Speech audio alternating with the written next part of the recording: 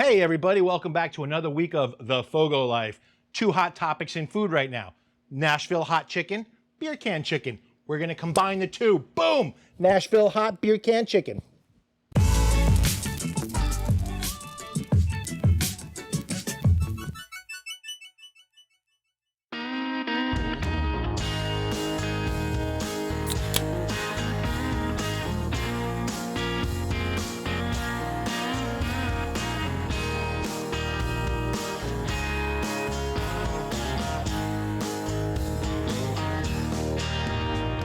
Yeah, that's right. Nashville Hot Chicken combined with beer can chicken. Why not? Two of the best of both worlds, okay? What we're gonna do is we're gonna take this here chicken, we're gonna cover it with this here rub, we're gonna set it on this here beer, and we're gonna cook it on this here grill.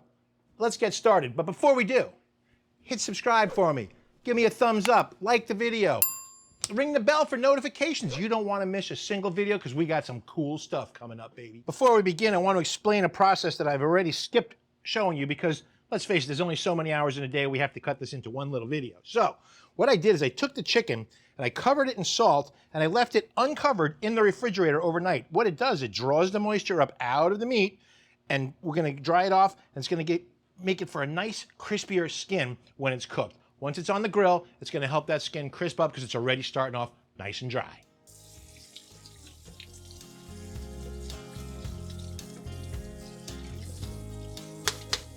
So I know it sounds kind of counterintuitive, washing a chicken to get drier skin. Well, the reason is since it sat all night with that salt on there, the salt pulled all the moisture out of the skin. So we're just going to rub it down and dry it off.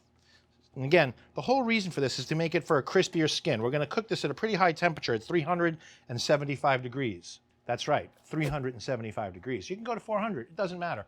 People say, oh, low and slow on chicken. No, you get rubbery skin. 375, you're going to get nice crispy skin. That's what chicken's all about. All right, so you can see the skin is nice and white colored. The ends of the drumsticks, you'll see they have this little yellow coloring on the outside. Now, the reason it's there, I don't know. If you know, please put it in the comments and let me know. I would love to know why that yellow tip is always there on the drumsticks. Crazy.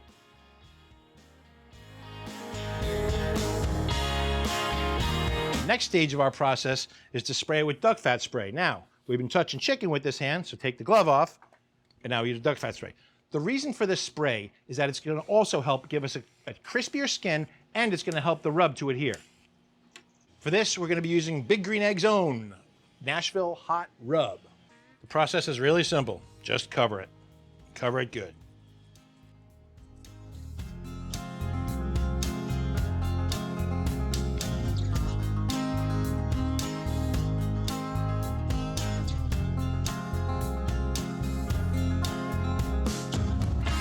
All right, now what's Ron doing with a beer in his hand? No, it's not day drinking, folks. It's beer can chicken. So a lot of times you can just set the chicken right on top of the can. No, not me. I got to go crazy. I got this cool little contraption here from Tom's Ridiculous Things, and the beer will sit right in here. The chicken will sit on here, and he's going to look like he's actually riding a motorcycle. Hey, listen, if you can't have fun, why do it, right? The reason for beer can chicken is we're going to take this beer, set the chicken on top of it. What's going to happen, the heat's going to get this beer steaming, and it's going to release that, and guess what's going to happen? It's going to absorb into the chicken, make for a moister, more flavorful chicken. So we're going to set the chicken on top of the beer, set the beer and the chicken on top of the grill. Sounds like a good plan, doesn't it?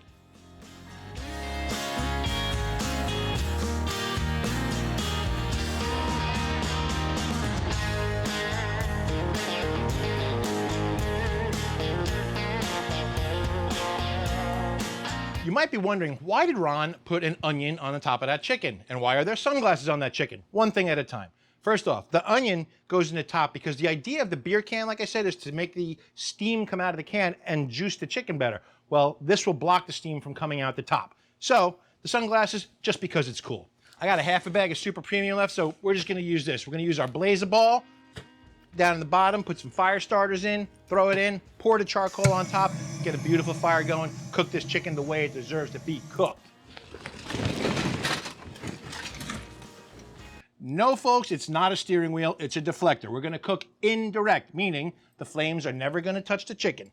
So we're gonna put our deflector in, like that, We're gonna put our trusty dusty grate in there. God, that'll be great.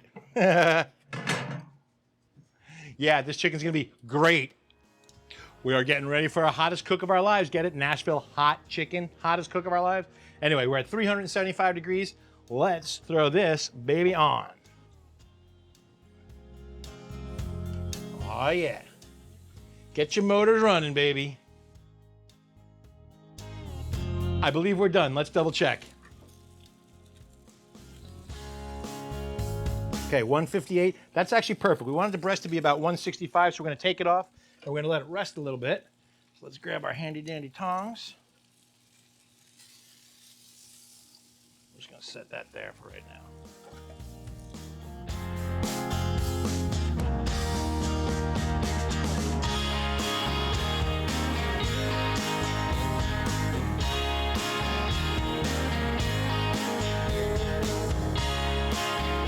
All right, now time for cutting it up. So we're gonna quarter this.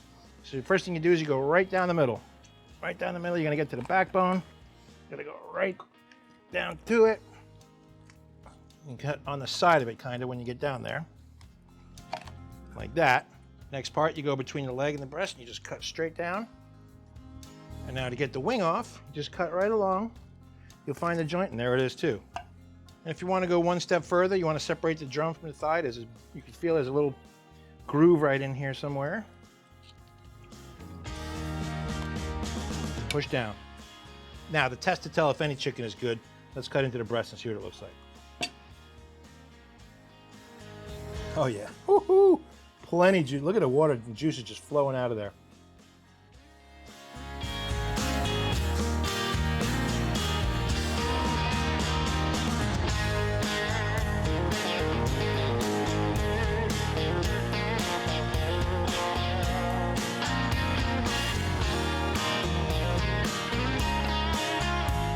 I know this is hot. I know it's hot, but I'm gonna taste it anyway. So people are gonna say, ooh, you don't dunk Nashville hot in blue cheese. Guess what? I do. You don't have to, I do. I'm sure I'll get some comments about it, but here goes.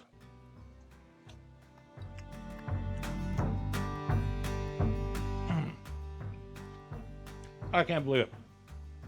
I mean, I can believe it. That is the juiciest chicken. Holy smokes, is that juicy. I mean, look, it took me 3 seconds to chew that.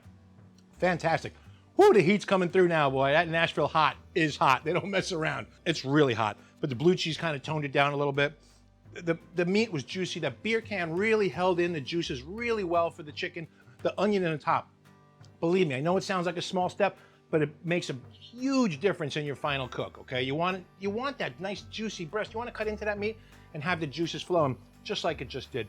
This is absolutely flavorful. Combining Nashville hot chicken and combining beer can chicken. It's a winner chicken dinner. Oh, you see what I did there? All right, listen, thanks so much. I hope that you enjoyed this as much as I did. I'm gonna dig into this thing big time now. I should be sweating in about 10 minutes from the heat. But while I still got you here, subscribe, give me a thumbs up, leave a comment, and don't forget to ring the bell for notifications because we've got a lot of cool stuff coming up, all right? Thanks for tuning in for another week of the FOGO Life. Get out and grill, and we'll see you next time.